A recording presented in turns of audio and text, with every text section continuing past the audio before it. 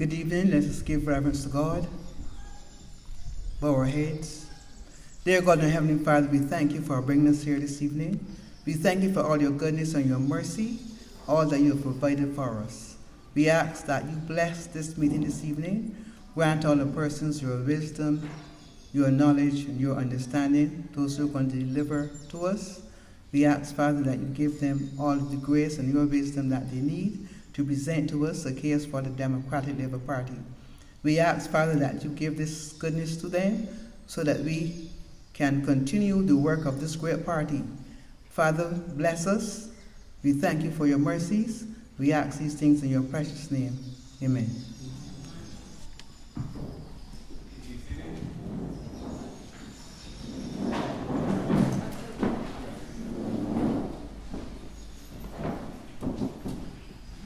Good evening once again.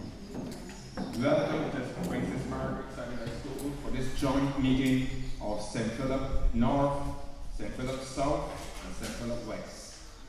For those who don't know me, my name is Vincent Bain, Vice Chair, St. Philip West, and I was asked to chair this meeting this evening. At the head table to my left is Neil Marshall, candidate for St. Philip South. To my right is presidential candidate Guy Hewitt, who is our featured speaker this evening.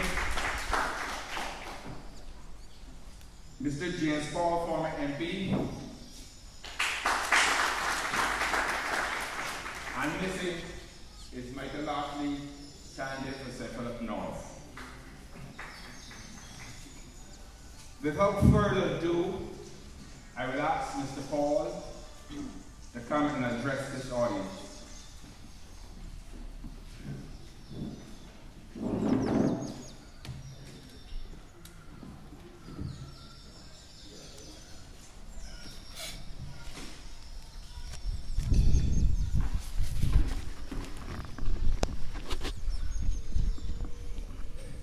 Good evening, Mr. Chairman, Master of Ceremonies, Mr. Guy Hewitt, Mr. Neil Harrison, members of the Democratic Labour Party, members of the press.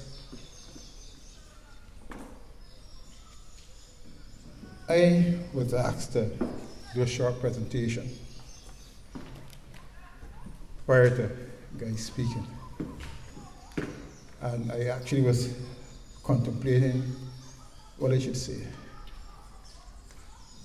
I have a lot of things to say. Largely because of the fact that, in life, we all recognize that we are on a continuing journey. And that journey sometimes seems to be never ending.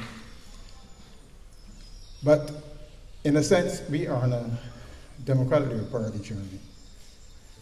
Because sometimes when you listen to people around you, you forget, and I think a lot of us forget, that when we signed up to this great institution that we are part of,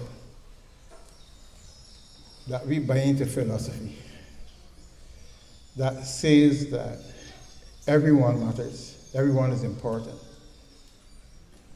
When I was coming up here this evening, someone was playing back a tape for me this evening in which the organizers of the march yesterday at least one of the organizers was speaking about the challenge that they face and how they intend to proceed. And when I listened to it, and when I look at what is happening in our country today, I said, something is wrong.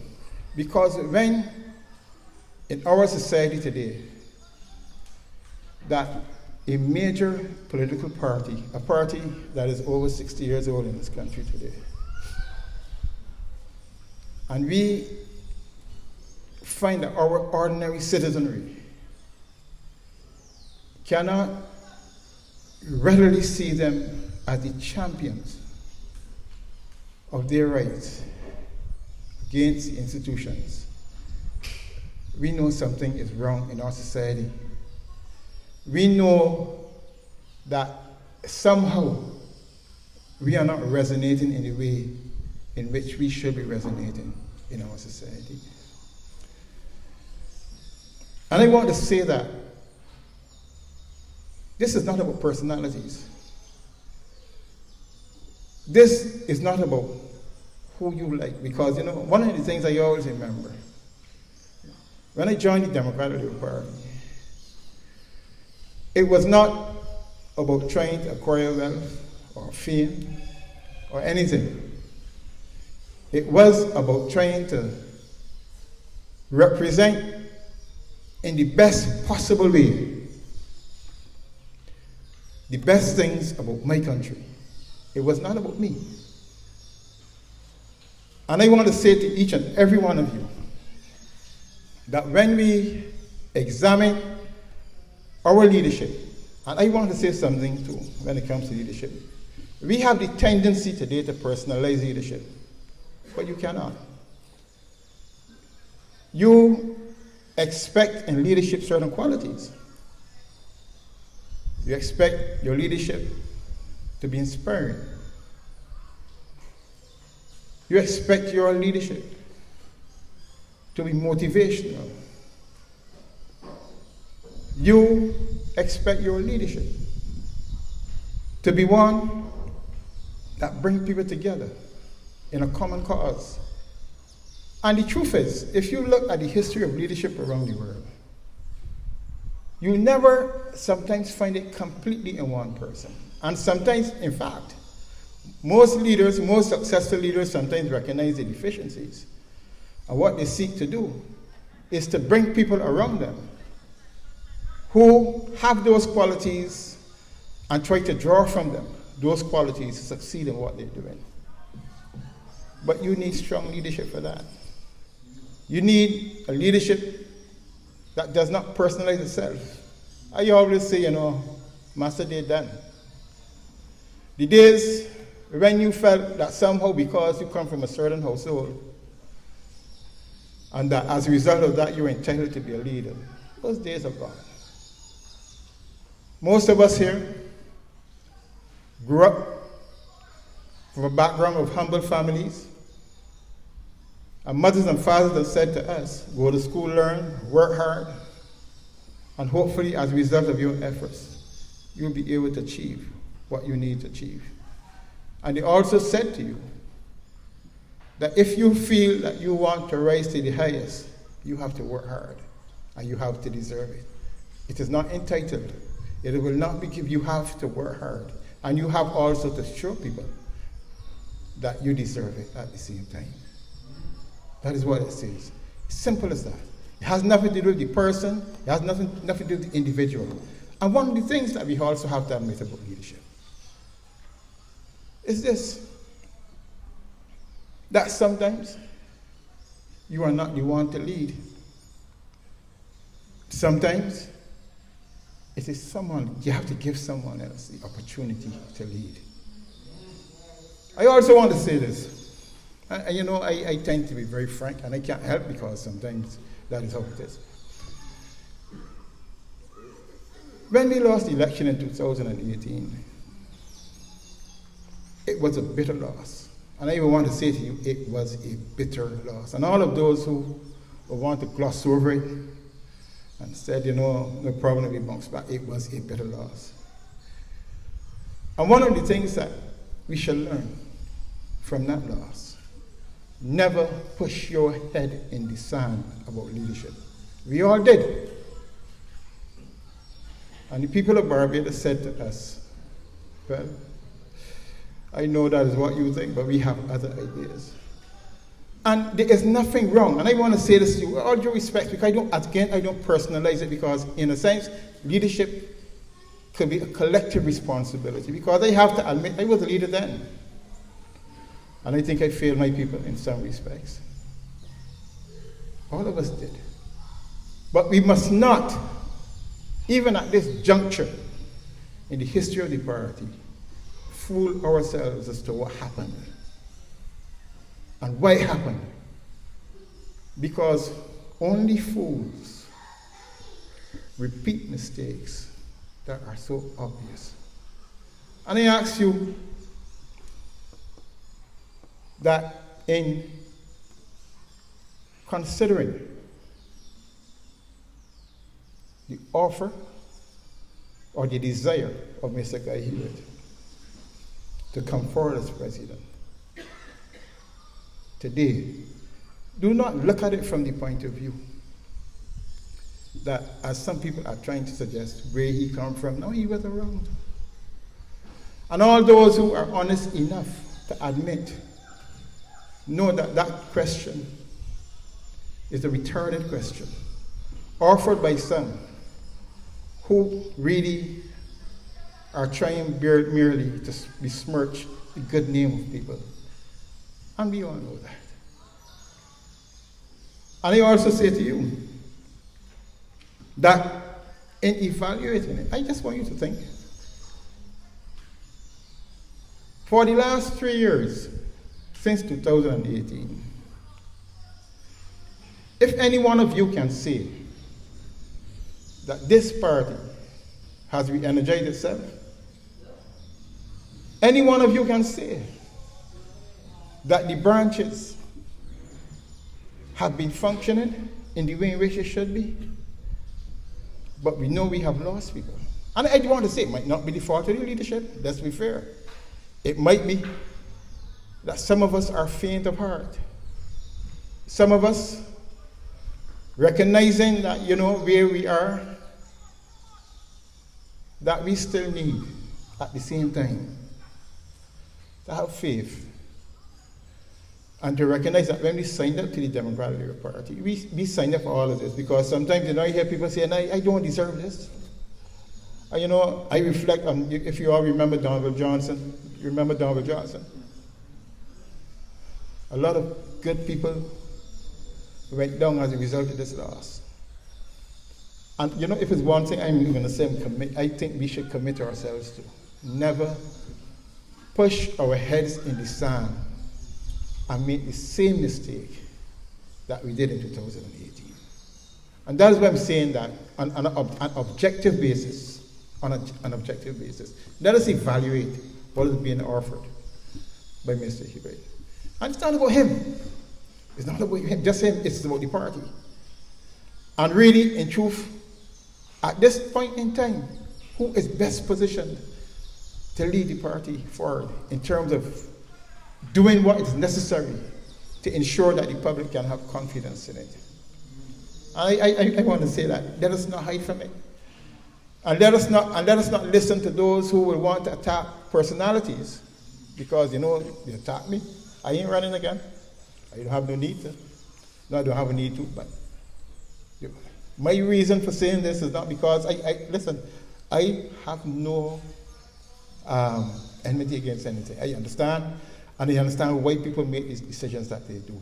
But I also believe that we must be able to say to each other when you don't fit the role, you don't fit the role. It's nothing again. It ain't nothing about that. We don't lose friendship as a result of that. Neil here is my friend for years. I know a guy from a church. Well, the thing is that, through the Catholic Church, which is strange, huh? Guy is Anglican. Okay? But the point is really, we have had that frank conversation. And I would admit to you, see, when we lost in 2018, I want to say this too, because we forget. What guy was at the meeting, if you remember, that you were there? When he came at home, I remember that meeting at George Street. It was an acid environment. We were ready to cannibalize one another. And for those who said where was Guy, I remember Guy offered to help and assist. You know what was the remark then made by some people? Who he think he is? He now come back here from overseas where he come from with some. He think he come back here and just want to represent people. But that was a remark. And those of us who are honest in the party should stop repeating this lie of where you now come from, because all of us know exactly where we come from. We refuse to admit because we somehow for, in some cases, diabolical reasons, want to craft another result. But I want to say to you here, who choose to come here this evening, right? All of us have a responsibility to the Democratic Party.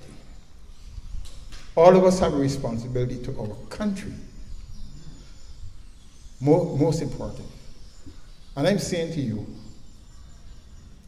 that when you weigh the possibilities in front of you, when you examine what has happened in the party in 2018, and when you have examined what has happened since 2018 in terms of the party's readiness, the party's image, everything else, you have to really seriously be living, I call it, in la la land. Not to think that you don't need to look at an alternative. And all due respect, I value the contribution of everyone. But sometimes we have to look at horses for courses. And I want to say that. I want to encourage you. I want to encourage you that to give Kai the opportunity to make the contribution that he can make. Because generally, the only, one thing we've learned too, if we keep on doing the same thing, getting the same result, who must we blame? But ourselves. We did the same thing, and got the same result, and in 2018, who must we blame? But ourselves. We are back here now in 2021. And some of the same questions that we refuse to answer, they are back in front of us. And we could do what some of us did then. Refuse to face up to it.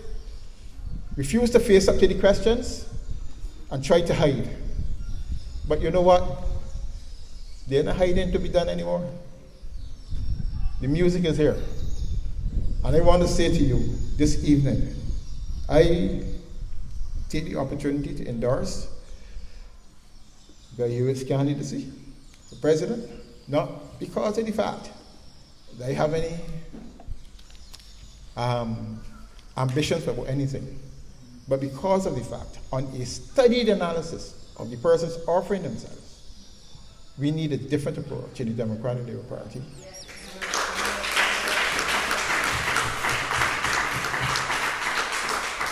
So, ladies and gentlemen, I want to thank you, and I hand back over to the chairman.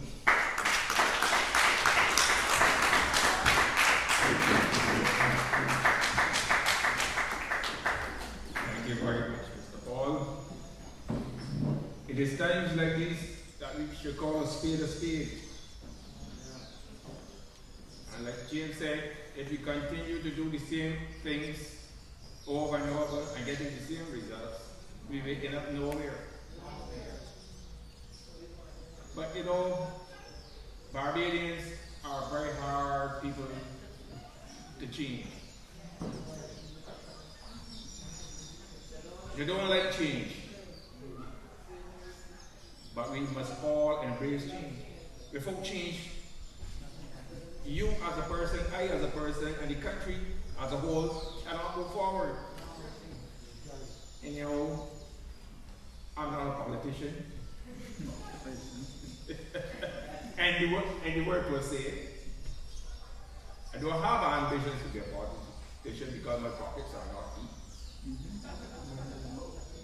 Because I have seen it firsthand, and I used to advise my MP every Wednesday we hold constituency meetings with his constituents to make sure that he has enough money to pay the people who turn up like the water bill, to get them money for food, etc. and send school to children. So therefore, that ain't for me. I ain't got that kind of this is 4 years black boy. And right now as a pensioner, so it ain't for me. Anyhow, without further ado, the gentleman to my left who we cross path, and I think it was in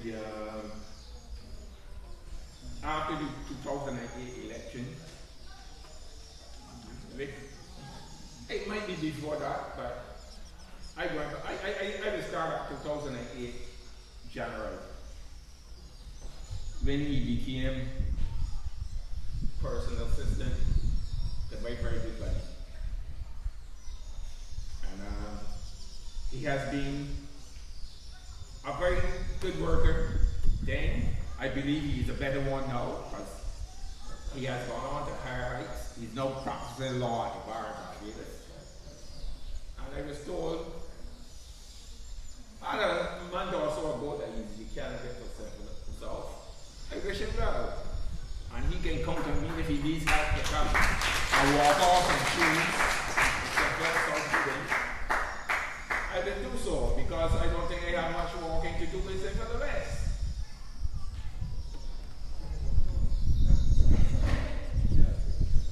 Yeah, no, of course I'm sure. You see, several of us got caught up in the landslide against the party last election.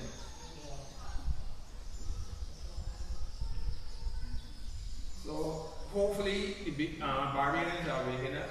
They are saying what is happening in this country, and they will correct their mistakes before this country is led down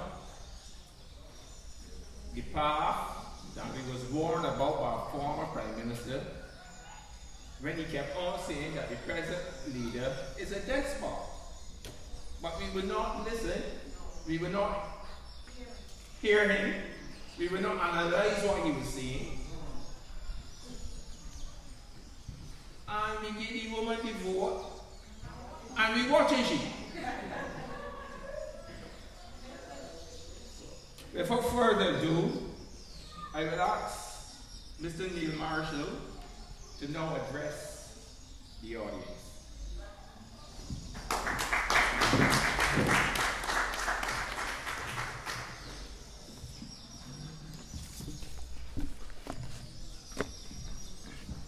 Good afternoon, ladies and gentlemen. Thank you very much, Vincent. I wish to extend a warm welcome to our speaker this evening, our guest speaker, Reverend Guy Hewitt, Mr. James Paul, and I want to acknowledge the presence of Mr. John Boyce, one of our last members of Parliament and minister in the last administration. Now, ladies and gentlemen, I'm here this evening, really. I was wondering, well, what would be my topic this afternoon? And of course, this government has left us with, this regime, as I like to call it, really has Barbados pregnant with issues from which one could choose to speak of. But before I get into my presentation, and that presentation will be based on the very hasty, obscene haste with which the current administration, namely the Prime Minister of Barbados, Mia Mortley, because that really is the administration when you look at it, and her obscene haste to rush Barbadians into republicanism as a form of government. But before I do that, let me just simply give a prelude as to how we are here this evening. This evening's proceedings, a joint meeting between the St. Philip North, South, and West Branch, really was born out of a request by Reverend Guy Hewitt to present himself as a candidate for the presidency of the Democratic Labour Party, and to have a word with the constituents and members of these branches in our own catchment area. And of course, I must inform you that I had some very unfortunate resistance to facilitating Reverend Hewitt this afternoon by persons within inside the party and within inside our branches. And let me say that this seems, in conversation with my other colleagues, seems to have extended to the other branches as well. But that person's wholly view that facilitating a person who has put himself up for the candidacy of president, that you are somehow aligning or endorsing that particular person. And we go down then into a rabid partisan debate as to whether or not the St. Philip South branch is supporting Guy, whether or not we're supporting Verla, or the other branches had a very similar dilemma as well. And my simple response was that this party has an opportunity to make an informed choice as to who it should elect as its president in the coming week. I think it's the next week. And that decision should be made on the basis of having heard the candidates, having analyzed them, having noted their weaknesses and their strengths. Basically an informed choice. And an informed choice as opposed to one that is based on sentiment, based on emotion, based on career, and all those other things. And this meeting this evening is to allow Reverend Hewitt an opportunity to say what he has to say to you members.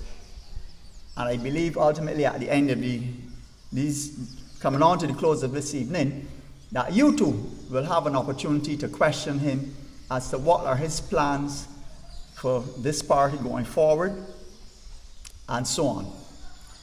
But the irony of it is that in a few months' time, and I had to mention this to one of the members who was vehemently objecting to Reverend Hewitt having an opportunity to speak to us. I had to mention to him, you know, it is really seriously hypocritical, or would be seriously hypocritical, that in a few months, I, Neil Marshall, am expected to walk the length and breadth of St. Philip South and knock on every door and every household, introduce myself, and ask those persons to lend me an ear so that I can say to them what my vision is for this constituency, what my plans are, what do I think about the various issues of the day, and so on.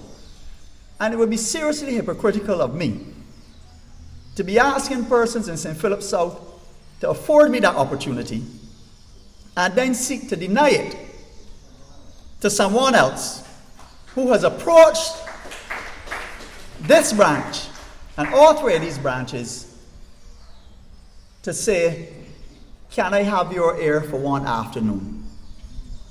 And I think that we in the Democratic Labour Party must seriously get away from this type of behavior that seeks to drive wedges and create between members, create storms in teacups, and so on. And it only serves one purpose, and that is to fortify and to embolden the current regime that now runs this country. And I will also say that if anyone within the Democratic Labour Party who desires to offer themselves up for the office of president of this party and approaches this branch, the St. Philip South branch now I'm speaking of, and say that they would like to have a word to my branch or the people in St. Philip South, that they will be afforded that opportunity as well. And I just simply needed to say that to you here this afternoon. But let me move on. There are many parochial issues that I could deal with in this constituency, but I think that given the nature of this evening's proceedings, that it is best that I address one of the topical issues that we have today. And of course there are many. There's the seemingly forced or coerced move towards having persons vaccinated against their wishes. I can say to you that I am fully vaccinated. I support vaccination. I would encourage people to get vaccinated. But I also too respect people's right to say, it's not for me. It is not for me. All right? But the other issue, which has me seriously troubled, apart from that vaccination issue, most recent contemporary issue, is the move towards republicanism, where the Prime Minister of Barbados has taken it upon herself, in law we will say unilaterally, taken it upon herself to say to Barbadians that come the 30th of November 2021, at least midnight, from midnight of the 29th of November 2021, that Barbados will cease to be part of a monarchical system of government, and Barbados will now become the Republic of Barbados. And I hope that I have given it the correct title, because the government themselves do not even seem to know what it is we will be called. But she has arbitrarily abrogated onto herself the decision, a unilateral decision, that she will declare that Barbados is a republic. And so far, on the basis of what I have heard, her only reason for doing that is to say that Barbados will have a Barbadian as the head of state. Well, let me say to all and sundry that if that is the only reason that Miss Mortley can advance for taking Barbados down the road of republicanism, I have a serious problem with that. Because it certainly has to be more than just simply a feel-good factor of Barbadians saying that the head of state in Barbados is a Barbadian. We certainly must demand more of any government that decides to take Barbados down the road of republicanism. But I have looked at approximately about 8 issues that the government of Barbados needs to answer to the people of Barbados before we head down this road of republicanism. And I've listed them here. They're not in any particular order of importance, because I believe that all of them are important. But first and foremost on my mind is why the 30th of November 2021? Why the 30th of November 2021? A day that all Barbadians hold sacrosanct for the very reason that we gained independence from Great Britain on that particular day. And more importantly, it was through the efforts of this Democratic Labour Party, then led by national hero, the Right Excellent Earl Walton Barrow, that Barbados became independent. And I will say, I don't wish to think it, but the more I examine it, I could only think that is part of a sinister plot, or it has a sinister motive to seek to obliterate not only the achievement of the Democratic Labour Party in gaining independence from Great Britain on that day, but of course, what goes hand in hand with that is to seek to obliterate the name of no less than the national hero in Barbados, the Right Excellent Earl Walton Barrow.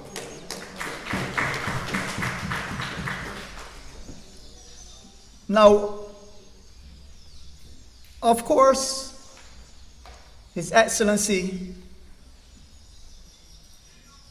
Earl Barrow did not only become a national hero on the basis of the issue of gaining us independence.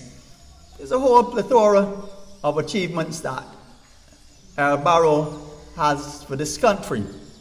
But I think first and foremost among those achievements, and I think first and foremost the achievement that gained him recognition to be a national hero of Barbados, has been the gaining of independence for this country. And that when we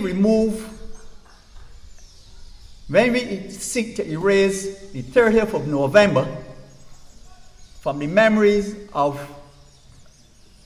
Barbadians, and in more particular, the younger generation now coming on, I ask, well, what is the sense then of having national hero Earl Walton Barrow?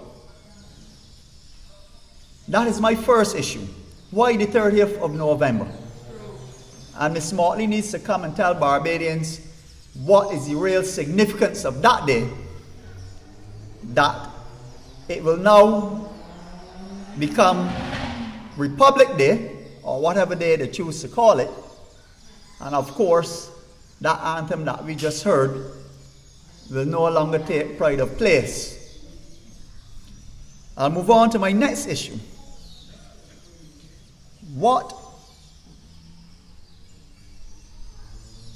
Now, the Prime Minister used the Ford report, and this is a report produced over 20 years ago, chaired then by Sir Henry Ford, QC, and several other persons, many of whom, Sir Roy Marshall, many of whom have gone to the great beyond. And I think one of the other persons that form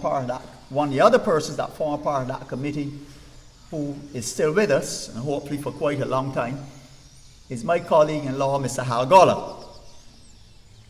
And the point is, though, I'm making, is that that report is now over 20 years old. We now have in Barbados a whole new generation of persons, 20-year-olds. And in fact, I will say that I would even take them up to the age 30, because at 10 years old when that report was published, I don't think that a 10-year-old had any real particular interest in it, but at least they're at least 30 years old now, with their own families and their own sense of history.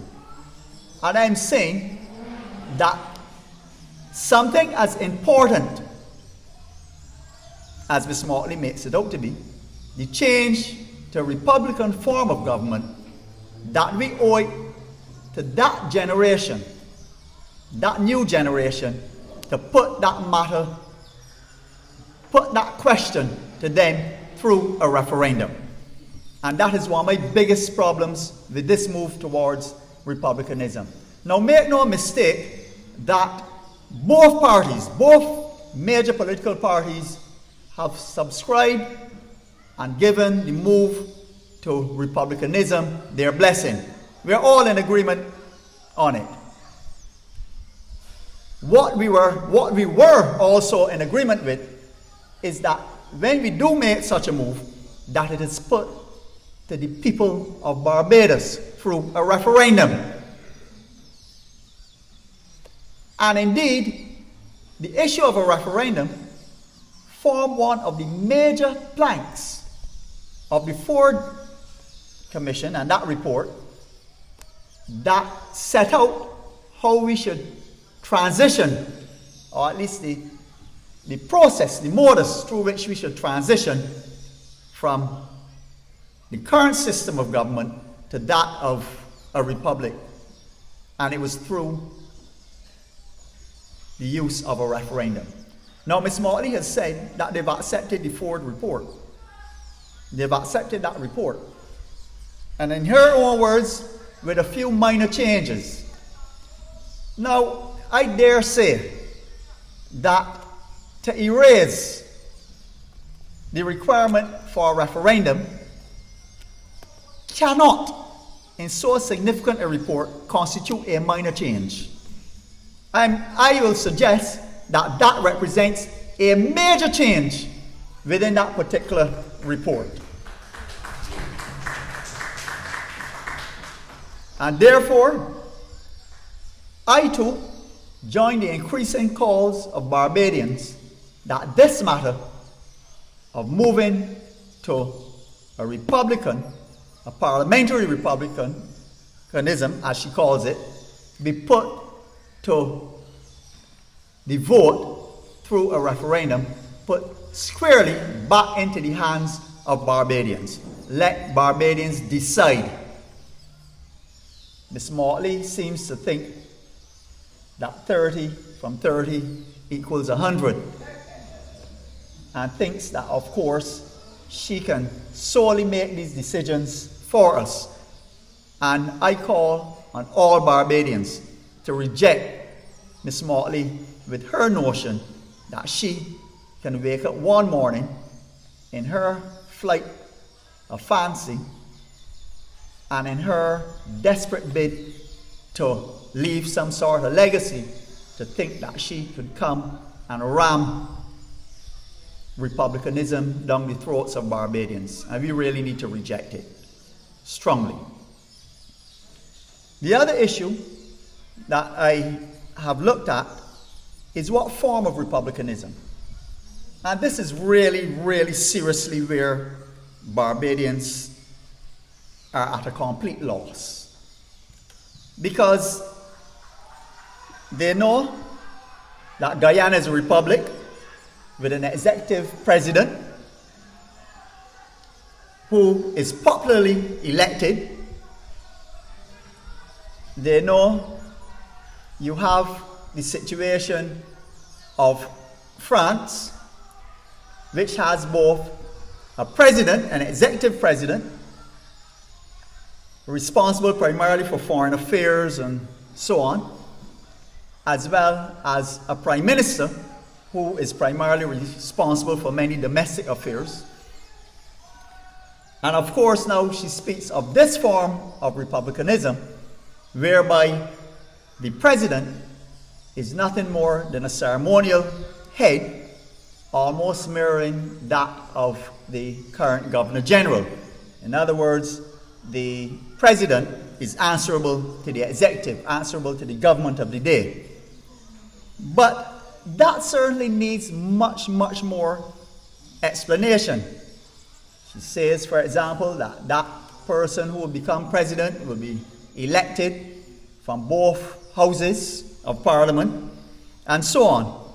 But it has been woeful with a few months to go before the declared state of the Republic of Barbados, that the Prime Minister has not seen it fit to come to Barbadians and talk to Barbadians and explain to Barbadians what this proposed change means. The truth, in fact, is I suspect that she has not a clue. I make bold to say that she has no idea at all, really, what it means. But she's running headlong into this thing. And of course, we ask, what is the rush? This administration still has, I think, about 2 years or thereabout left. 21 months at least. A republic, we can move to a republic on any one of those days, including Sunday. But yet there's this indecent haste, as I said, to run to the 30th of November 2021 to declare a republic. And, you know, when I worked in another place used to handle some money and so on and so forth. And my former boss always used to warn me, Neil, be careful of anyone who comes in this office at 25 minutes past 4, knowing that we close at 4:30, and trying to do a transaction that involves a lot of money. I am saying to Barbadians that the rush, the haste of Miss Mortley, you must treat it with the utmost suspicion. Something is up. And we must say to her, hold your horses. You hold your horses. Let us understand what it is we're doing. Let us assimilate what it is we're doing. Let me try to understand what this thing is. And I'm saying that that is the very least courtesy that can be afforded to Barbadians. Be wary of this rush into a form of republicanism. The other issue is, I will be very polite and use the term putting the cart before the horse. There's another term that people use that begins with A, but I won't use it in this forum. But it speaks of being A first. And the method through which the government has purported that they will declare a republic in Barbados is very much symptomatic of how this administration has been operating. Let me warn the people of Barbados, if they have not noticed, and particularly this group, that the Prime Minister has a very impulsive spirit. The first thing that comes to her head, she runs off into any direction with. Very impulsive. She thinks nothing through. She doesn't bring anything to a logical conclusion. She doesn't ask what the implications of this, what are the ramifications of that. Is it legal to begin with? Nothing like that. And that is why she has found herself operating, seeking to run government by decree and proclamation. She thinks that you can stand on a platform like this, you can proclaim this and that, thine will shall be done, and somebody else will mop up the mess afterwards. So her intention is to drag this country, kicking and screaming, with a few minor amendments to the Constitution, into a Republican form of government, a Republican status, sorry. I'm a bit confused because no one, as I said, is absolutely clear really what the real form of this thing is. And then we will go back and we will fix the Constitution. We will work then on the Constitution. And I mean, really, that really smacks of sheer ignorance. If you want to start, as my friend Mr. Gollop would say, a marble cricket club, the first thing that you have to do, ladies and gentlemen, is to set out not only a roadmap, but the very basic framework of the institution that you're forming, the organization, how it will be managed, who are its officers, how it will function, and so on and so forth. What the government seems to me to be purporting to want to do is to first declare a republic and then go back and see how we can make a constitution or develop a constitution to fit the republic. I mean, now how ignorant really can that be? All right? And you know full well what happens with these things. You never really get back to them. And my greatest fear is that Barbados, that this administration, if it takes that route, will never get back to really changing, to really creating the right kind of constitutional framework within which a Republic of Barbados is supposed to operate, and that this country will find itself not only the laughing stock of the world, they are almost on the verge of creating a rogue state, but that we will be going from constitutional crisis to constitutional crisis to constitutional crisis, with people challenging the government in the court, the president, understanding on everything. And that is my fear there as well. In fact, I think that that fear has seriously been expressed, if the media reports are to be believed, that that fear has already been expressed by members of that committee, that advisory committee on republicanism. The historian Sir Woodville Marshall has already put his voice publicly to what he, and I am not quoting him here, but what really he sees. The only inference is that it is madness, complete madness, what the government is trying to do. So that is my other issue concerning the whole issue, the whole matter of this rush to republicanism. The third point, sorry, this is about the seventh one now, is that we are, in my view, on the basis of how it is expected that a president will be appointed. My big fear is that we are now moving towards a politicization of the office of president. And that is something that we have never seen in the office of Governor General. Governor Generals in Barbados have been appointed by various administrations, and those Governor Generals have served faithfully from one administration over to the next, without any sort of issues. So, ladies and gentlemen, and it is strange that they put a 4-year term on the president and make the president electable by the House.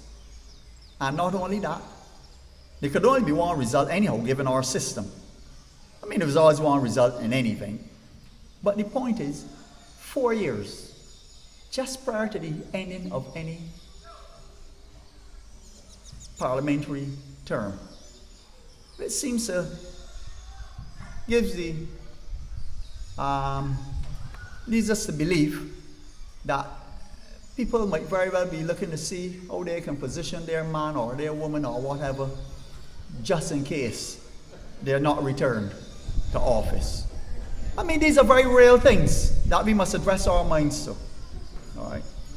But ladies and gentlemen, I intend to explore that topic much more in depth. I just want though to register my disappointment with not only the media, who seems not to be asking the very important questions in these things, but also those persons who form the Intelligista up at the University of the West Indies, who I think should be adding their voices to these things. But ladies and gentlemen, this evening, I may have spoken a bit long, but this evening is not my evening.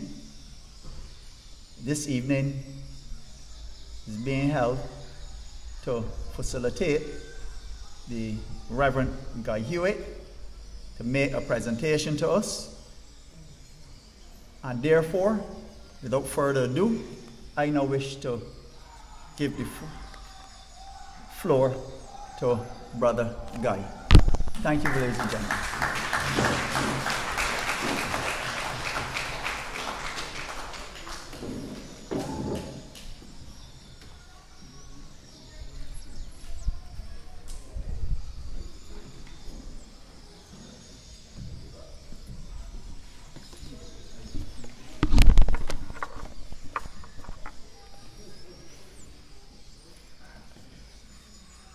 Mr. Chairman, members of the head table, comrades, members of the press, ladies and gentlemen, good evening. I thank you for your patience and your presence, and I want to begin by expressing thanks to the officers and the members of the Democratic Labour Party St. Philip branches for allowing me to address you all this evening. In 2007, I remember spending All Year's Night in St. Philip and was able to report publicly then that I felt a fresh from the east. And I get a sense and I get a feeling that a new breeze is blowing and trying to blow away the vestiges of despotism and dishonesty and dishonor that may be trying to afflict this fair land of ours.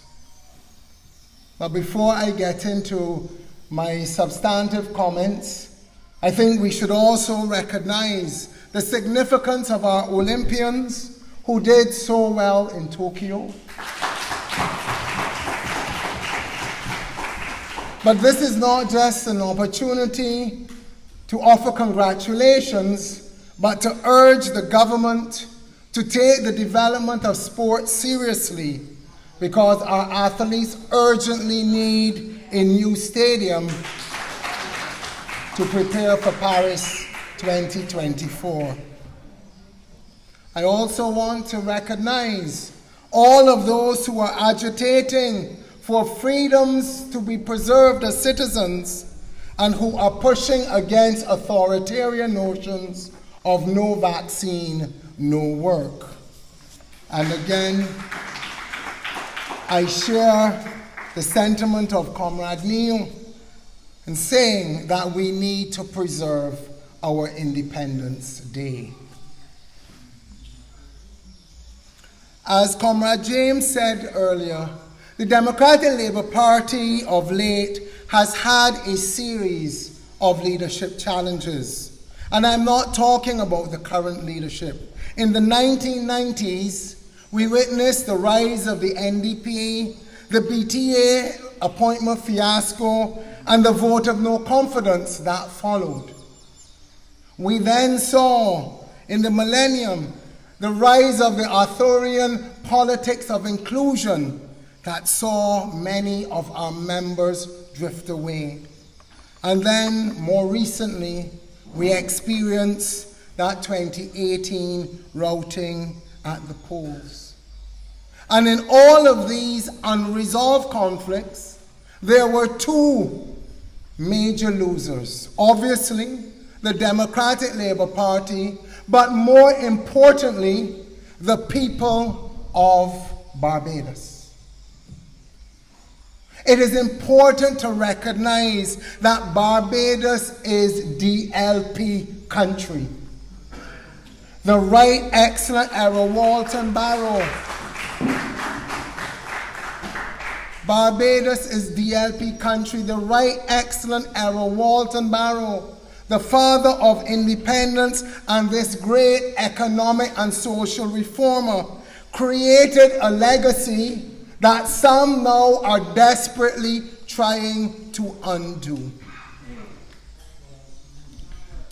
In 1976, in 1994, and 2018, persons turned to the opposing party when we, the Democratic Labour Party, let them down.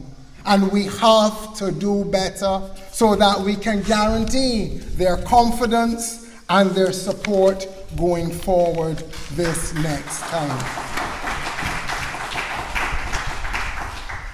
And this is not just about getting power or returning to government.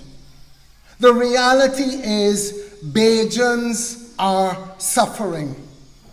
And we cannot just blame COVID-19 because the reality is we are managing our situation worse than most countries in the world.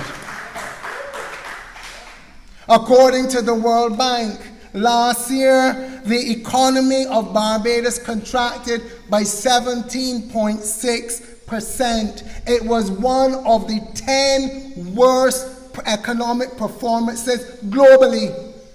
We were not at the bottom, we were under the foot. That is a reality. And notwithstanding all of those so-called economic gurus that are on the taxpayers' payroll. According to the IMF, last year our debt to GDP ratio was 147%. Again, Barbados is now is the 7th most indebted country in the world. This is the doing of this current regime. And on top of that, our tourism sector still is lacking leadership and struggling for strategic focus. Little thought, big blunder, they haven't got over it yet.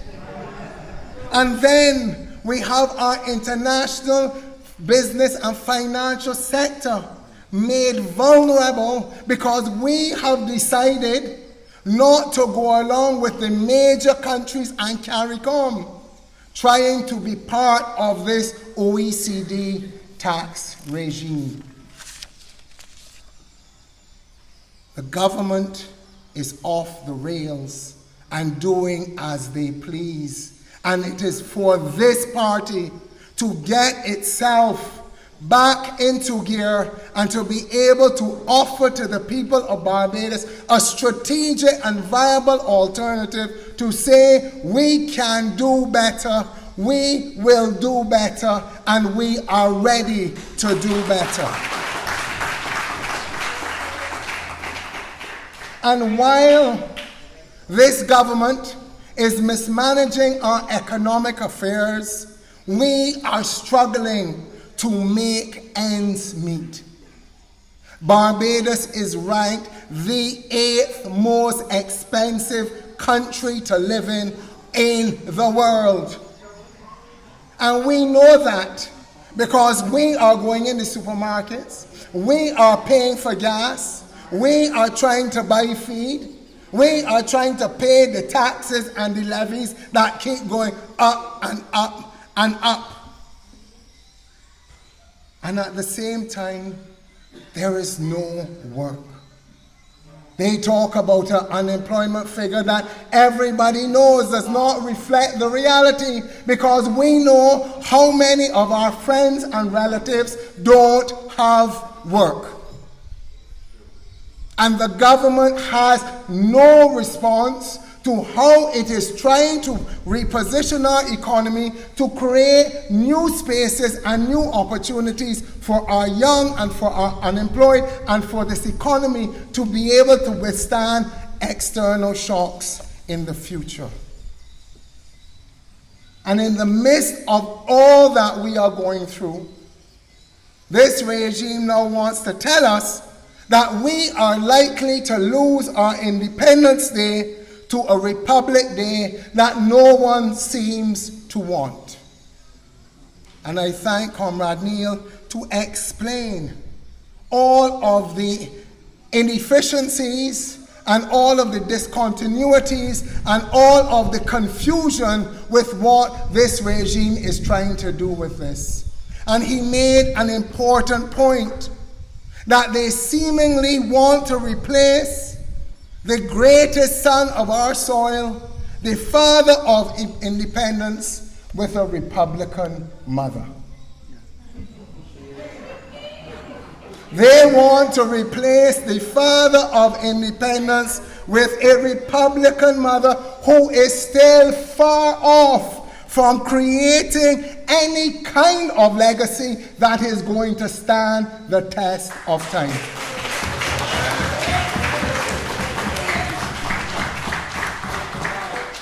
You realize what had transpired when we were told about this republicanism thing? What happened that day? Alan Chastanet in St. Lucia get put out after one term. The people of St. Lucia said, no, we don't want that salesmanship, we want leadership. We don't want PR, we want substantive policies and programs. We want somebody who does not just say, we want somebody to do. And our party has to be ready and ready itself to deliver for the people of Barbados what they have been wanting for so long. And the reality is, as Comrade Neil said, becoming a republic should be the expressed will of the people, not the aspirations of any leader. We as a nation subscribe to a democracy, not authoritarianism. And that must be the history and the legacy we leave to our children and our children's children. And then in all of this, with insufficient vaccines available in Barbados to vaccinate those who would like to, and with no guarantee of free and easy access to PCR tests, and with uncertainty of the efficacy of certain vaccinations, and you hear now they're talking about a booster and a third vaccine, and with legislation, and this is important, which legislation that makes using people's medical status to determine their employability unlawful. Some want to trample on individual rights by saying no vaccine, no work. It is unacceptable and repugnant to anyone who believes in democracy and informed choice. Like Comrade Neil said, I am fully vaccinated and I support vaccination, but I believe in persuasion, not intimidation. We again must hold true to our tradition of democracy and not despotism. But where, and this is where we need to look inward, where is the Democratic Labour Party in all of this? We have to ask ourselves serious questions. What is our level of readiness to contest the next election? Do we have an election strategy? Do people know what our policies and positions are on issues? Are our branches energized? Do we have the financial resources to mount a successful constituency and national campaigns? Are we really ready to offer ourselves to the people of Barbados as the next government? These are serious questions that we must ask ourselves, but more importantly, that the leadership of the Democratic Labour Party must be able to give credible answers to. And as Comrade James said, there are those who want to make an issue of how I look or how I sound or where I come from, but I am not going to be sidetracked. I came to the DLP and the people of Barbados offering myself as the next leader because I believe in our party, I believe in our country, and I believe that Barbados deserves better leadership than is now on offer. And I tell people all the time, this is not about me. This is not even just about the DLP. This is about all of we. All of we as Bajans are dealing with this same crisis of leadership. Leadership, like all other competencies, whether you're good at sports or good at academics, all of them are developed through effort. Leadership matures when you're willing to take risks and work hard and stretch yourself and step out of your comfort zone. Contrary to popular belief, leadership is not something you are born with or something you inherit. Leaders are made when they connect their purpose and their strengths with a deep passion to make a difference to the people in the world around them.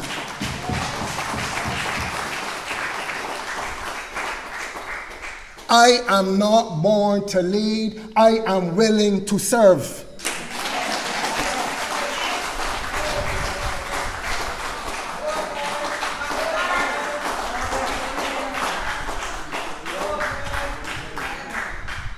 So I come here to the members of the St. Philip branches to offer myself as the leader of the Democratic Labour Party because too many questions about our election readiness cannot be answered in the affirmative. I offer myself to be the next leader of the Democratic Labour Party because you, the members of this party, and the people of Barbados encouraged me to do so.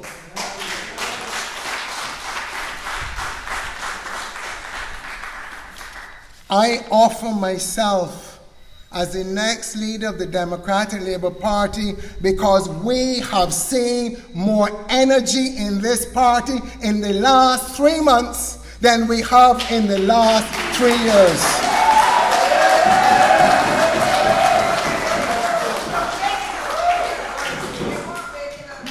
And I offer myself as the next leader of the Democratic Labour Party because, as I said, Barbados is DLP country. And we have a responsibility to that legacy bequeathed to us both by Errol Barrow, the other founding members, and more importantly, the people of Barbados. If we let our side down, we don't just let down the party, we are going to let down this country. As I said before, I come here wanting to be the leader of the Democratic Labour Party, not because of me or not just because of the DLP. It is because of all of we as Bajans. We deserve better. Barbados deserves better. And as I coined with some colleagues in another space, we can get better together.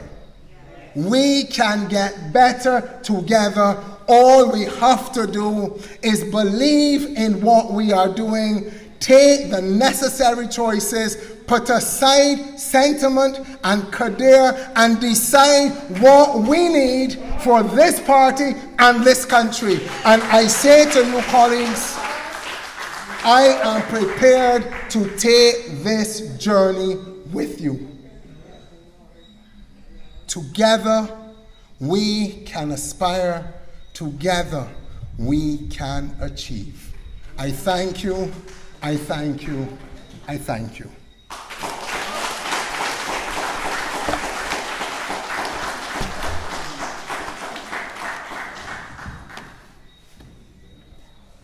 Ladies and gentlemen, the floor is now open to questions and answers.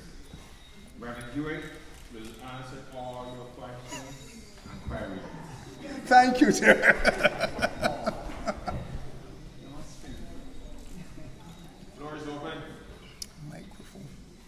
There is a mic there in the center if anybody wants. Please do.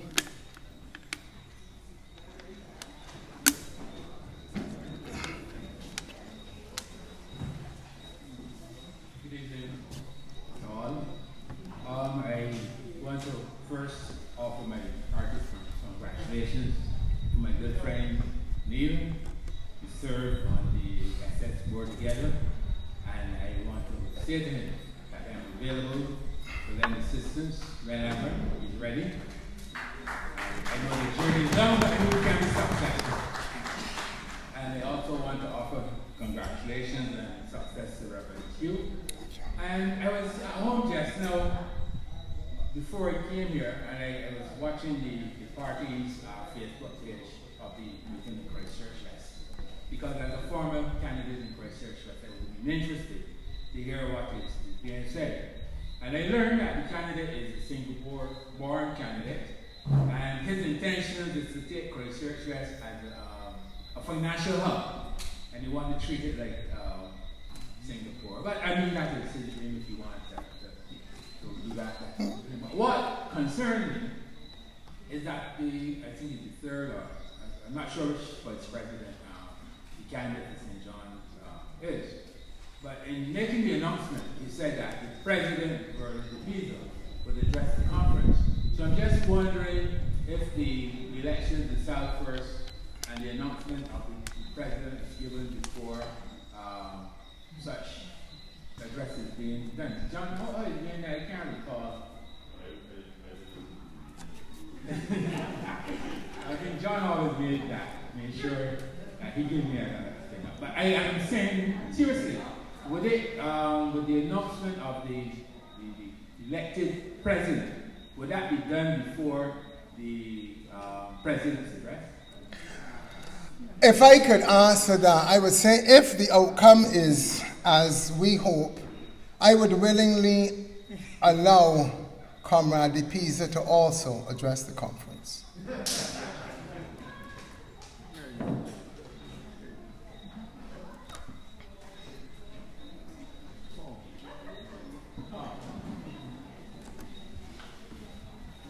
Good evening, Comrade Guy. Good evening. I actually heard the speech this evening because I went here on the K because he's a very good friend of mine and I wanted to be present. We must support each other. Yes, Yeah, indeed we do. There are questions about the matter of financing of the party. We know that right now, if the election was called, I'm not sure that we would have the kitty or the purse to carry the weight on our shoulders as a party. And it is very important. I don't know if we will, well, John, you know this better than I, that you need funds to carry. Can you share with us your thinking, your philosophy in regards to fundraising, and what would you do to make sure that we are ready to pay for an election and to carry out our chores without dying?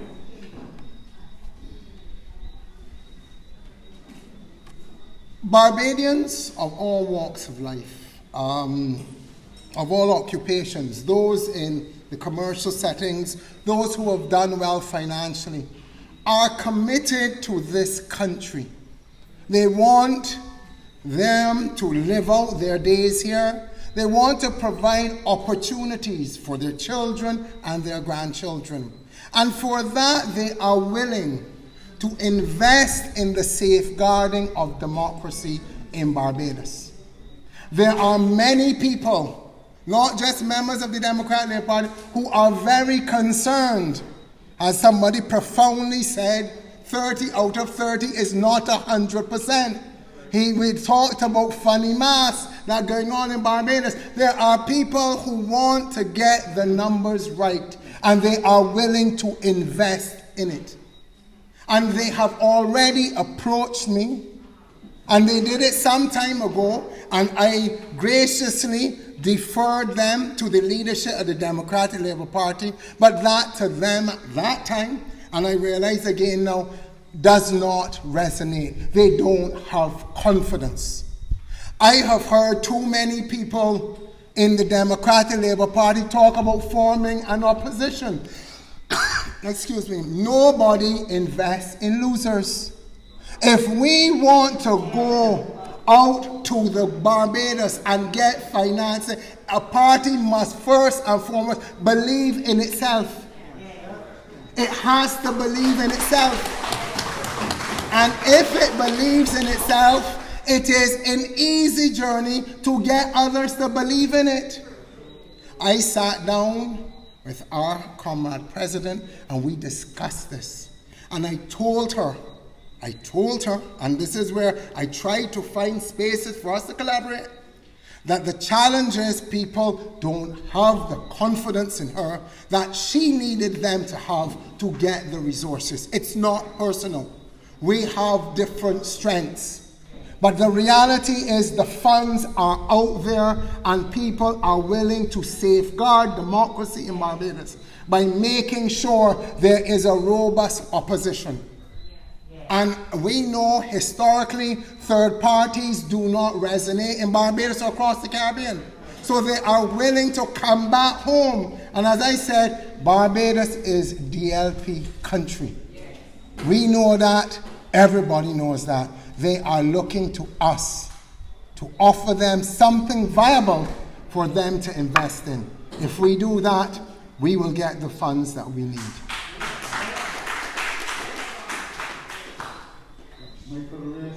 Some observations and comments. One question.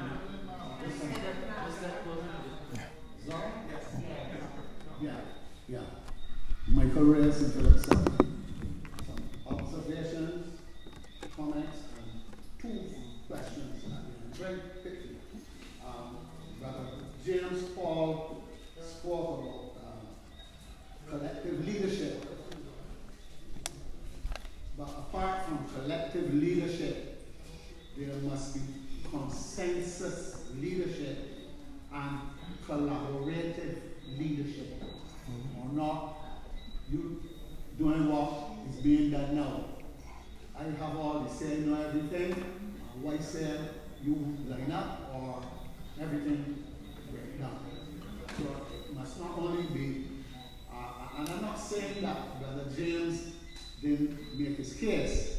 All I'm saying is that you must have some consensus and collaborative talking with the friends. You know, because I spoke to Brother Neil, Comrade Neil, and I spoke to him this evening. I just showed, I showed a little sparrow. I said, what are you doing? He said, all right. But you know, I find a lot of leaders tell people what they want. There's a major thing that we are saving the people from themselves. You know, find out what the people want. Come through a month after elections or whatever and say, four things. But nobody don't come through, so they don't like the light is off and somebody get attacked, going through the back and that kind of thing. They don't know who pregnant lady come into the popcorn that they didn't see. You know, I mean, and I'm talking about simple things, right? So you get to understand what I'm saying. Alright? So these are the things that we got to look at. And I'm urging Brother, when he starts, don't only say what is your vision, but what you would like to see happen. Alright? Another thing here that I spoke, see this thing about referendum? One of the things about referendum is this, and we had it in recent months, years. Grenada, St. Lucia, I think at St. Vincent, and a joker, I call him a joker, who is going to hear every week or every 2 weeks, talking about referendum. See what happened in the UK? The people, that was the will of the people. Anytime you try to obstruct the will of the people, they will get rid of you. You cannot treat people like that. That is part of the democratic process. So they're using that thing because they're afraid. That's all. it's a fair thing. Man, you know, these people, they're not for the public, you know, they're surprise us. So, we gotta take these things, examine them, and understand where they're coming from. One of the things that, two questions. One is, right now, we have a number of candidates on all select elections. The current president is the current president. The current president may not be the president in another 2 months. 2 weeks. 2 weeks. 2 weeks. What It's happens, coming. What happens if I'm looking at the future president with these people selected? I thought about it very seriously, and I said I'll raise it here.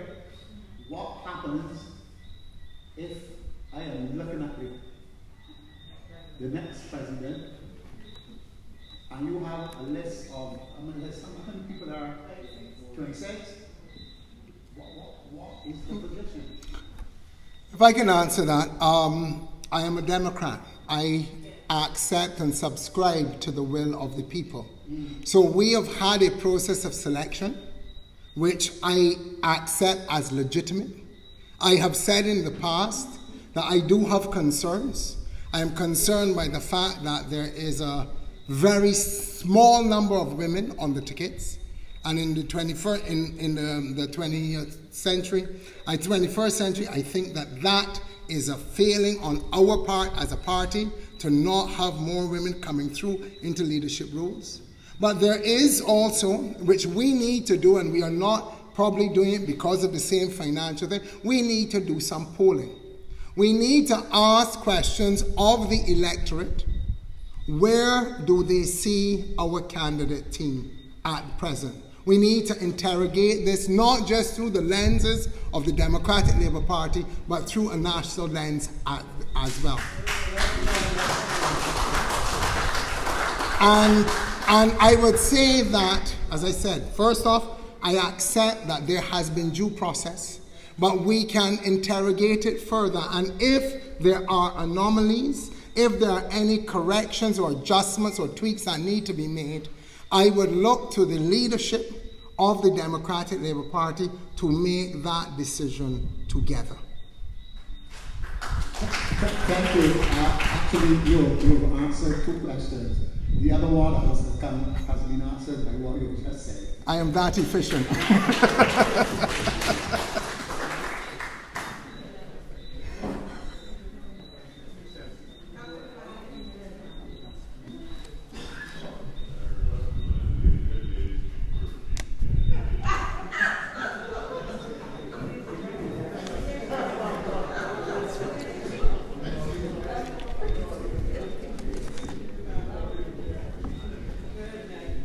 Good night.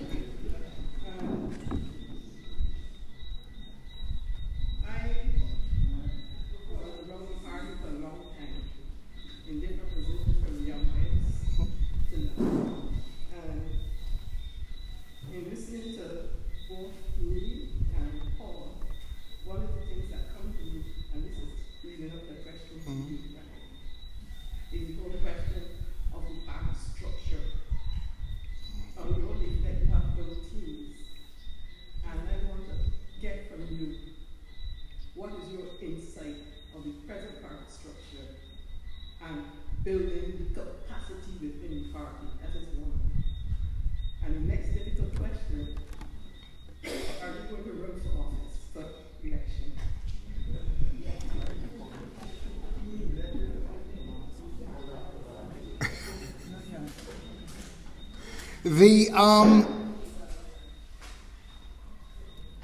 As we were talking earlier about, the team, the Democratic Labour Party, or any political organization has to be built from the bottom up.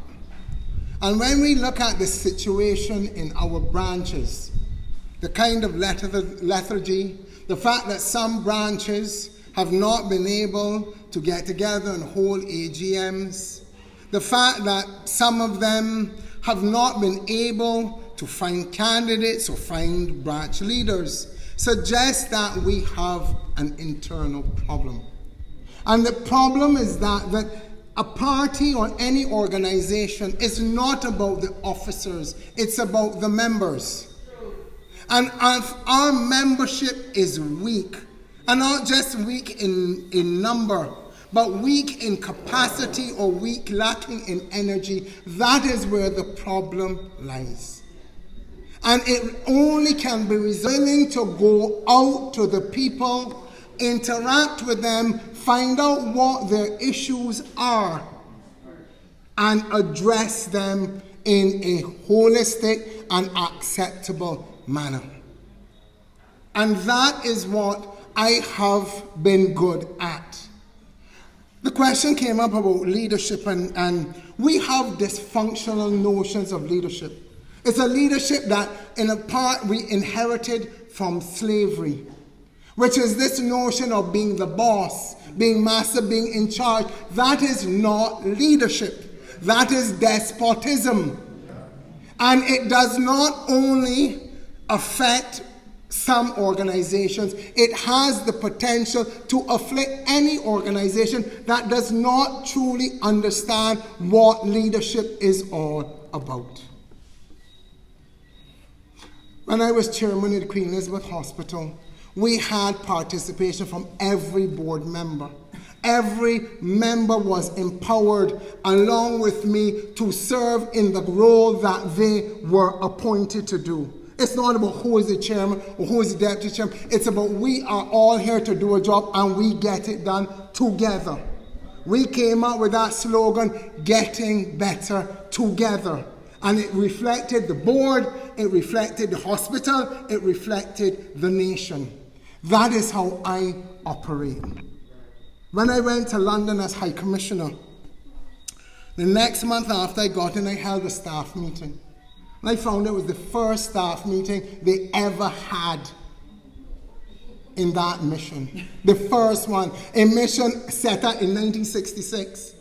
In 2014, they never had a staff meeting where I asked all staff members to account for what they do. Sometimes people don't want to do it because they don't want people to know I ain't doing nothing. But the point is, and that is another problem we have to address in terms of inefficiencies.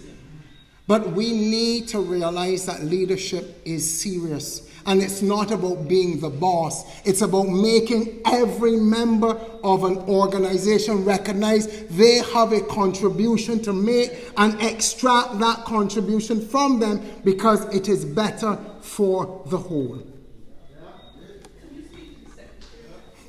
Pardon?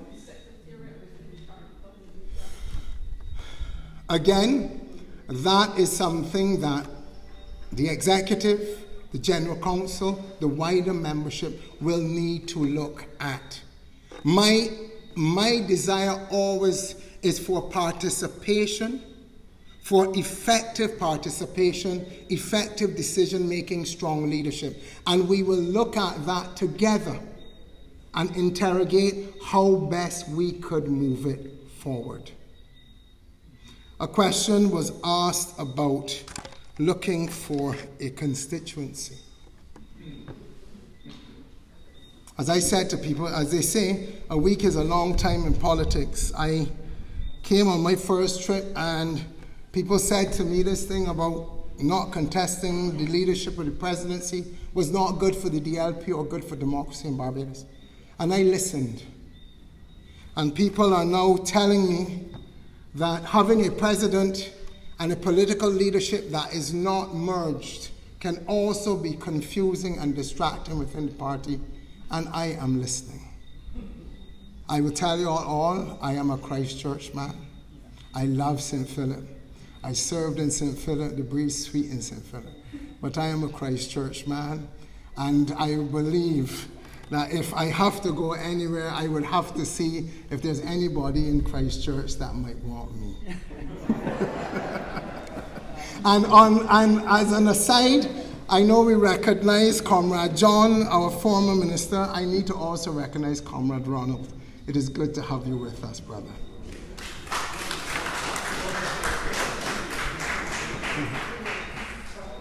Good evening, Jasper Phillips, St. Philip North, the panelists.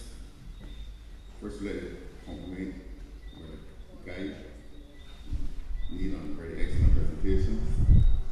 Thank you. Brother Guy, first let me say that your candidacy have enjoyed the DLP. Thank you. But conversely, there has brought over an element of divisiveness in the party. One has to balance one against the other. I have listened to your presentations over the last several weeks, read your articles, and I must compliment you on some very well written articles.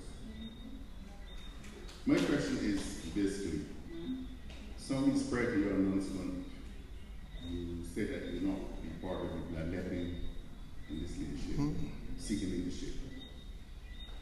Why has brought about such a profound sea change in the space of 1 week when you announced your candidacy? That basically is the question. The members of the party and the people of Barbados, I got washed in cuss in Sheraton by a man who asked me how I could be so irresponsible as to not to do what he believed the Lord was asking me to do. And a number of people, as I was here, both current candidates for this election, past leaders of this party, all came to me and said to me, democracy to be effective requires choice. And if you are not willing to step up and stand up and step forward for what you believe in, you become part of the problem, not the solution. I met twice with our comrade president and tried to find a way to go forward, to avoid the bloodletting. But I realized ultimately the party needed choice. And what I was bringing to the DLP was more than it had at present and a lot more than it needs right now. And that is really what has changed. It's not about me. As I said, it's not even about DLP, it's about all of we. We need leadership. We need leadership urgently in this country, and I have decided to offer myself. Thank you, brother.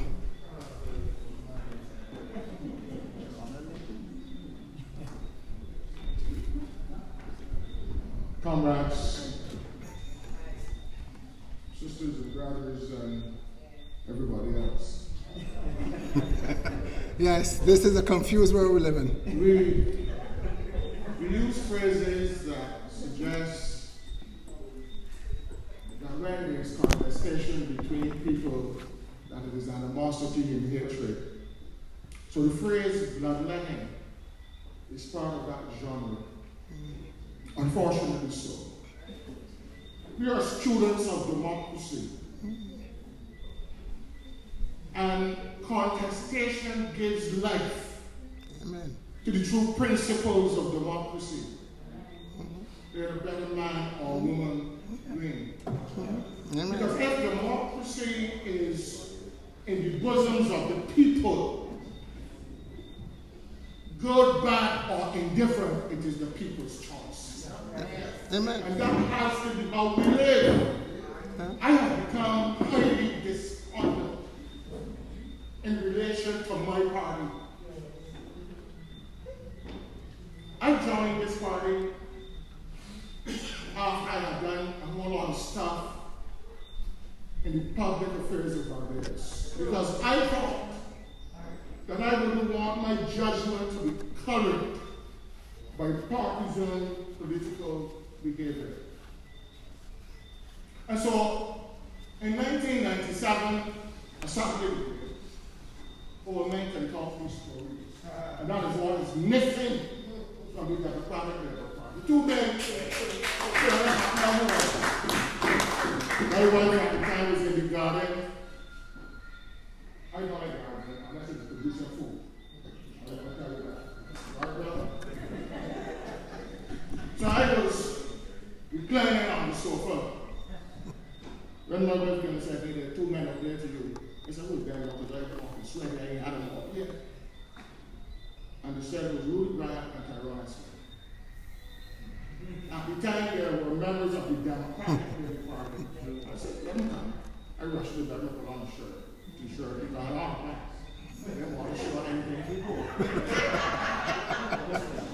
And they said, David Thompson sent us for you. We had a little discussion. I offered them some morning.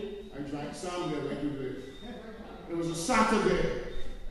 I got up the Sunday morning, got in my vehicle, and drove to 3 areas that would have been important.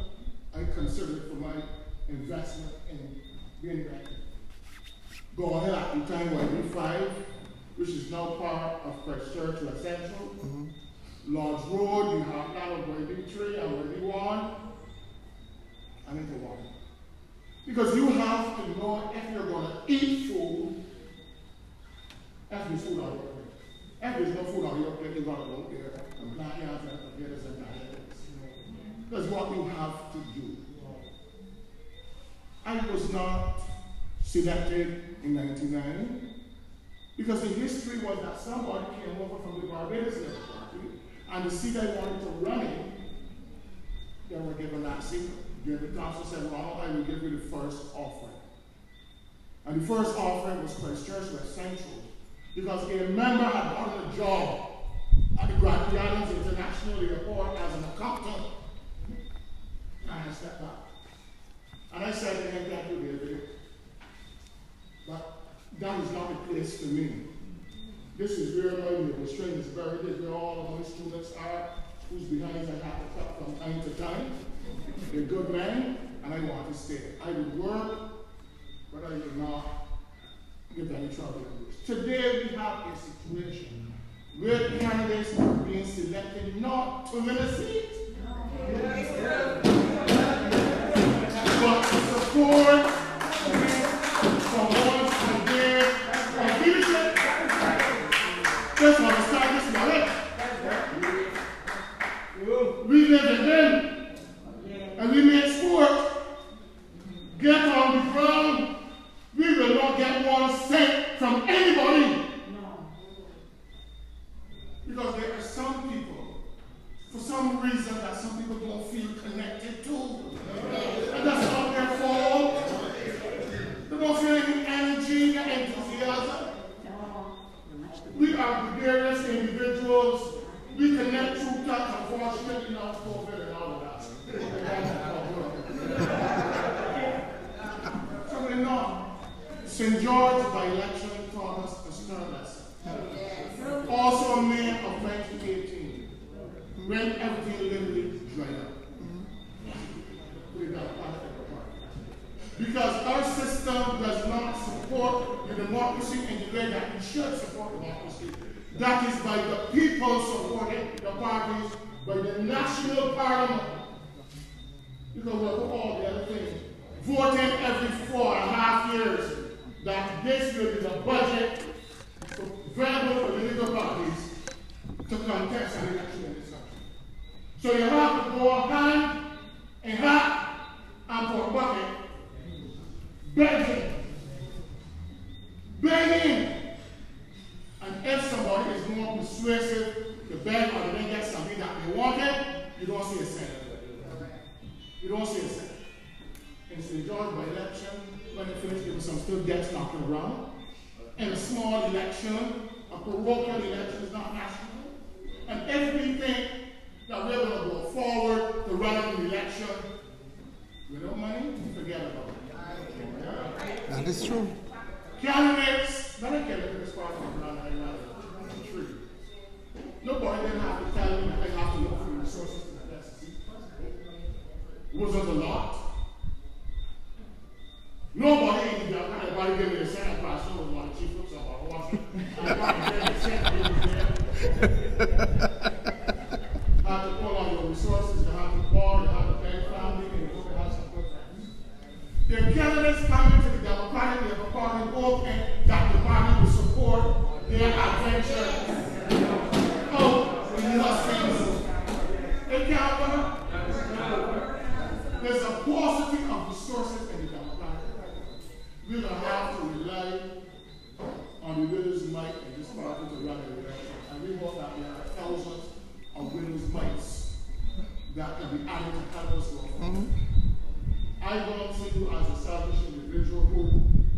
if you are not the president, that you will offer whatever help and support that you can to this party, because tomorrow is another day.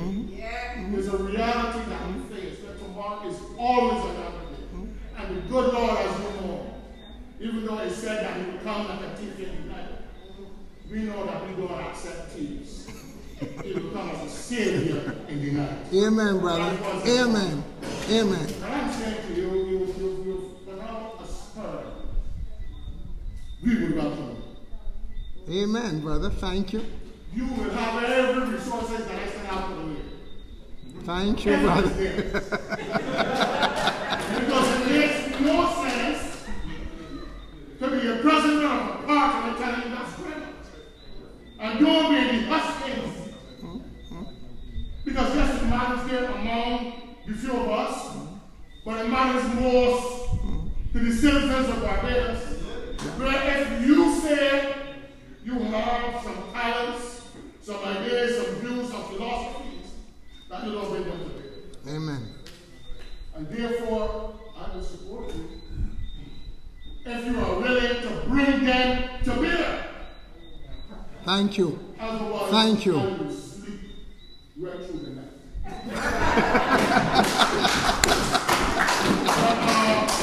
But, 4 seats or 5 left. So let us out. You see? So Michael West and Christchurch East Centre. My first collision with you that negatively was sitting in the congregation at Christchurch Pastor. I asked you one thing further than that. I'm retired. My work here is too old, according to so many. This political party has thrown its older generation out. Thrown it out. You went through an election. You were defeated. There's democracy. People made their choices. And at 30, say we don't want you for whatever reason.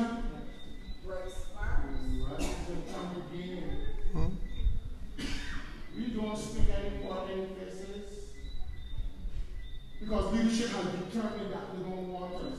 They're bought into a rhetoric spoken by the enemies of the democratic parliament. So you don't want to see Ronald Jones? I got spurred.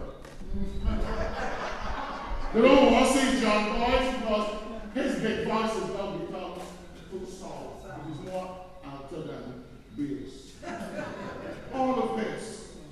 I'm sorry to make this speech, but you've got to feel passionate about it. So much is happening when Arthur was correct. And you know why he was correct? Because he lived close and personal. And I'm going to tell you what he was correct about. It is being evidenced every day. It is being seen every day. It is being practiced every day. We are children. Every one of us are, in fact, a child. We can be told any and everything. And any and everything can be done to us, but not for us. We have something to believe. Short memories. Those who you curse and condemn, they're the biggest sleepers now in your bed. They're sleeping with you. And yet you stood and you condemned them. You manipulated the social media to take the guts out of the Democratic Labour Party. But now you want to say, don't accept fake news, don't go to the social media, don't do this and that. The stone which you use to burst the head of somebody will be the stone which will eventually burst your head. That is the reality. That march I wasn't there. And I wasn't going to be, but I don't get any confusion. Is saying love story. If we believe that that march was just simply about choice. No mandatory, no coercive tendencies. Governments, looking holistically, have to take decisions, but how do you take those? With the consensual approach, talking to the citizens, using the strength of persuasion that this is better than nothing. These are things that we have to decide. I welcome, sir, your presence in this democratic process. I welcome your presence in giving fuel to the democratic body politic. I'm always sorry that there were 4 or 5 of you contesting the presidency of the Democratic Party. That would break my heart, and I would go, but you want to throw my bread. Because I would feel so alive that being decreasing the same person over and over. You know what's happening now that's all this confusion? It has happened before 3 times in the Democratic Party. The notion of president and political leader. Political leader emerges out of candidates who decide to select the person after the election. But you can decide to say, we want you to lead us into an election. And what you do is that you select candidates randomly or deliberately so that they will say, I want you to lead us. And the cautious of man is that if you lead them, then you must become a leader of the opposition or prime minister. It doesn't necessarily have to happen that way. I remember the comments of Frederick Smith. Mr. Frederick. Charles F. Jones was the president of the Democratic Party from December going into the election of 1961. Brown was defeated in St. George, gone to St. John. But there was a clamor among the electorate for Urban, as he was called then, give up, to emerge.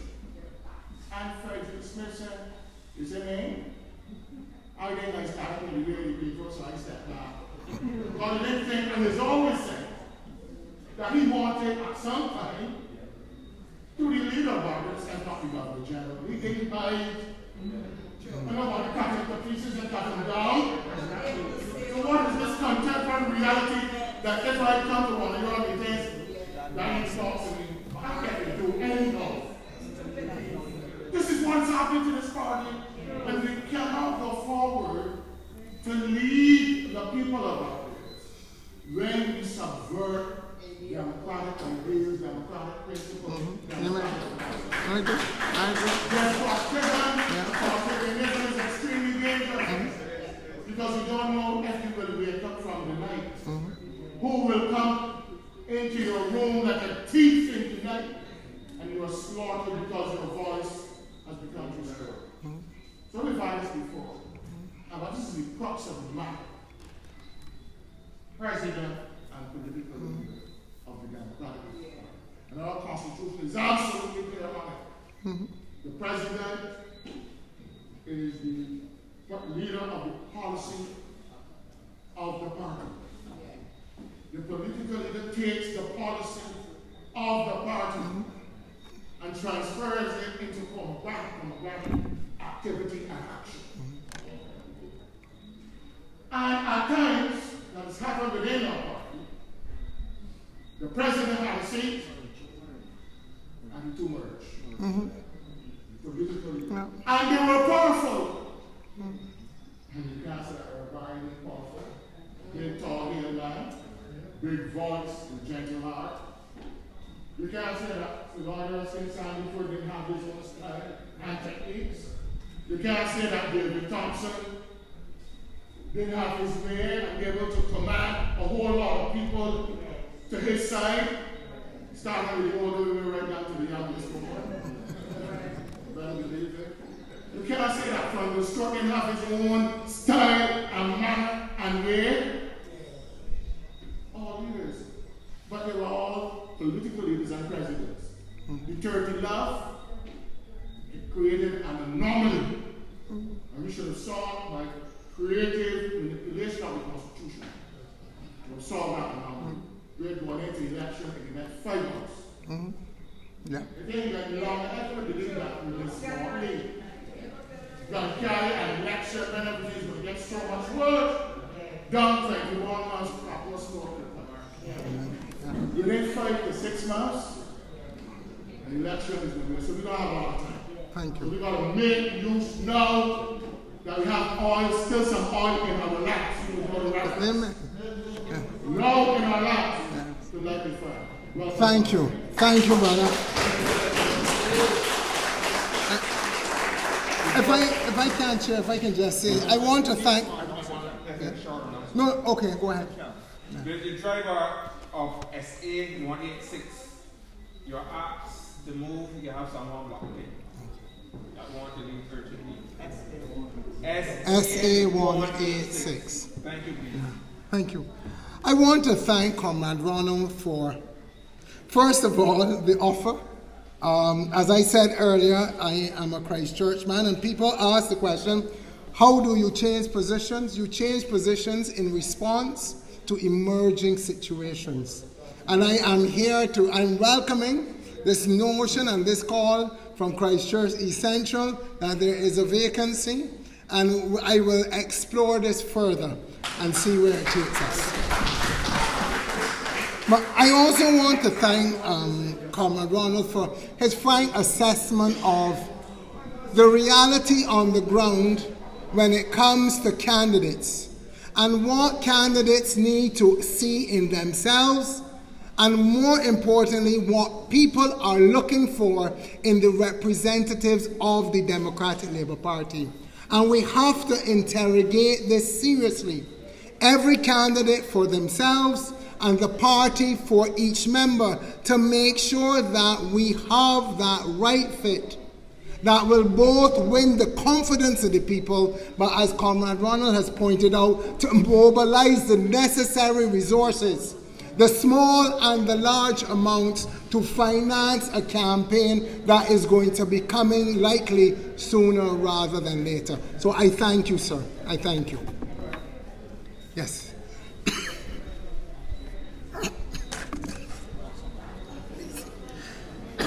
Chairman, it's always dangerous trying to follow on in any kind of presentation, because the kind of dynamism and that energy which one brings to bear cannot often be emulated. But I think it was very touching the way he spoke with confidence about the processes of the Democratic Labour Party.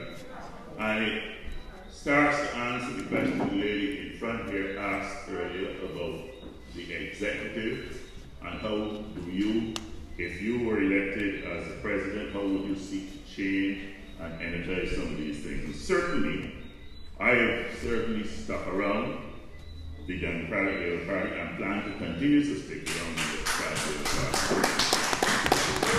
And I am saddened also by the lack of energy which has attended the last couple of years of our participation. I'm accustomed as a chairman in Christchurch, and not only in Christchurch, so a lot of people believe that I began my political career in Christchurch, so it was far from the truth.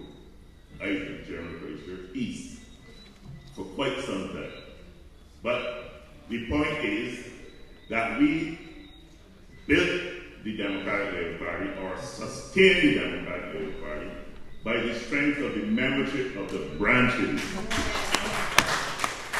And I must thank you, Reverend Guy, for the energy that you have brought to this political organization over the past 3 months.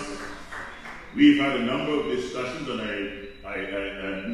we've not agreed on everything that each other has had to say, but the point is the dynamism, the energy you brought to it, and the attention which is now being paid to the Democratic Labour Party, again, is important. And it will certainly not surprise you if you are rewarded for this effort by being elected president of the party. Thank you. I certainly think that we will have to, you were careful and eloquent to point out the processes which will attend any president in terms of dealing with candidates who may have been selected already or those who may seek to be selected in the future.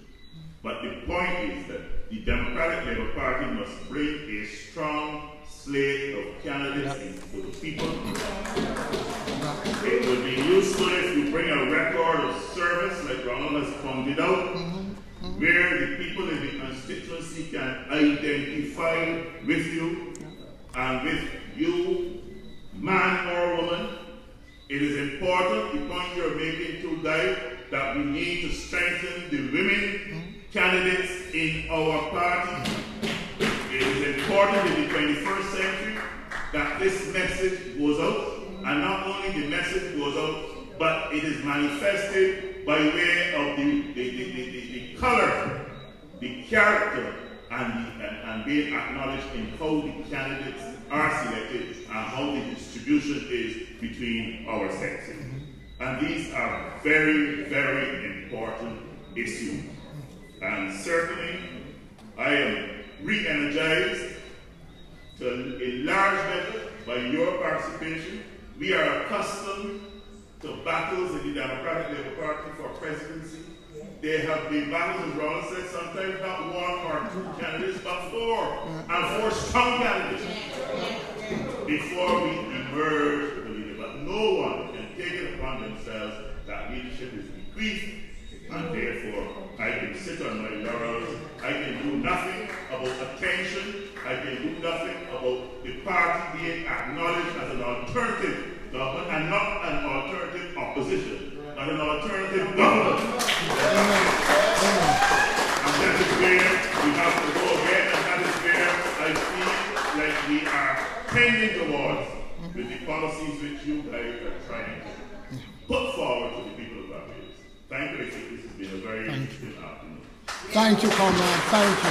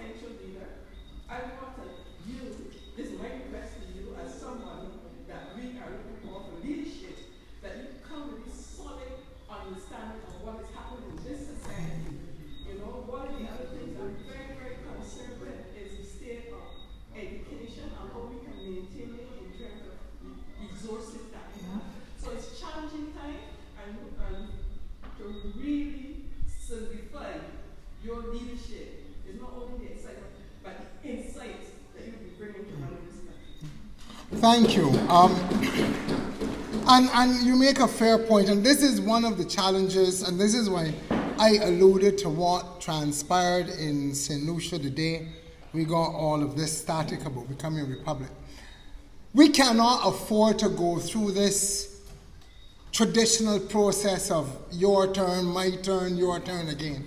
We have serious issues in this country.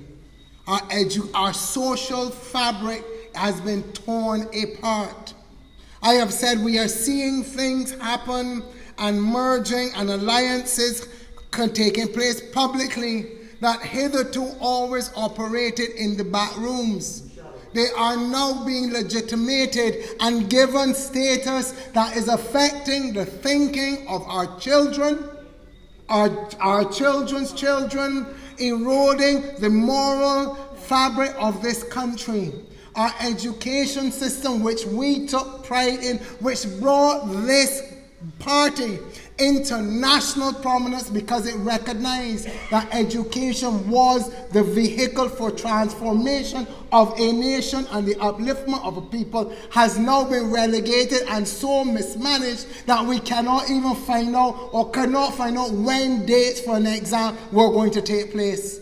Something as simple and as straightforward as setting an exam date became this great puzzle and mystery in Barbados. And if we cannot set a date for an examination, you know nothing else is going on inside the Ministry of Education. We have serious social problems, serious economic problems, and we cannot wait for this regime to run its course, because there will be nothing left for us to pick up. So we have to do it now. And the people of Barbados understand that.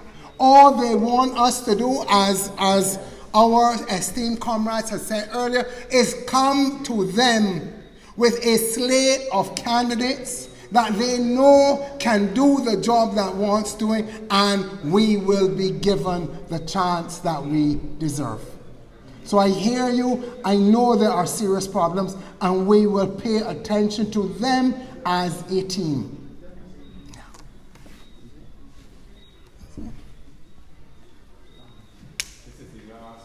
Yes. Good night. I'm a great canvassing for the candidate in Sydney. And when we're canvassing, some of the constituents are saying that they believe that the Scandinavian Democratic Party should ready itself by the leader. They're not happy with they're not happy with what they have right now. Yeah.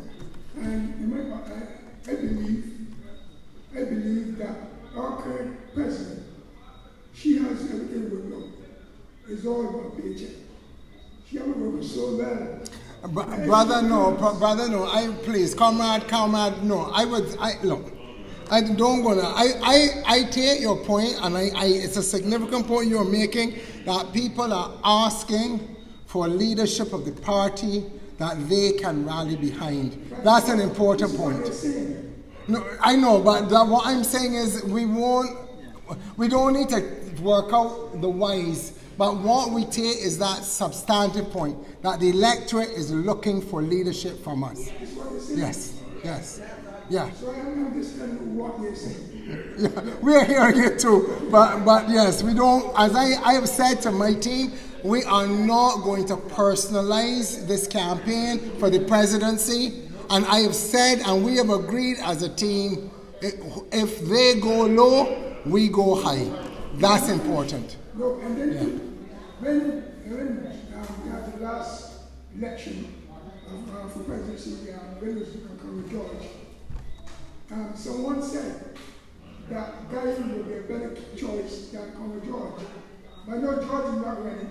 They said George is a better choice than Colonel Gary. That's what they say. Brother, people, we have to understand, in a sense, people will say what they say. But the reality is, I am here, I plan to stay, and I look forward to the support of the membership of this party for us to go stronger and higher and forward. And I thank you.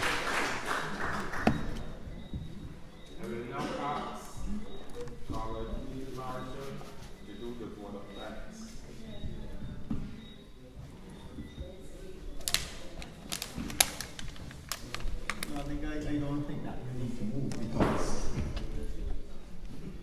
I think that Comrade Vincent has it all wrong. Unless he doesn't remember, we didn't invite Brother Guy. We merely facilitated him. He really should move the whole time. thank us.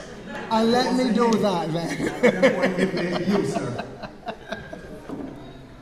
Mr. Chairman, again, members of the St. Philip branches, comrades, ladies and gentlemen, let me thank you all for giving me this opportunity. I know there are many things that you could be doing on this Sunday night, and I'm thankful though that you have given me the time and we have had this opportunity to see how we can advance democracy in our party and leadership expectedly in this country. So I thank you all for giving me your time, giving me your ear, and I wish you every blessing for the week and a safe journey home. For those on social media streaming, I thank them too. It is a journey that we are taking together, and I am energized and excited by what is possible in the coming weeks. So thank you, brother. Thank you.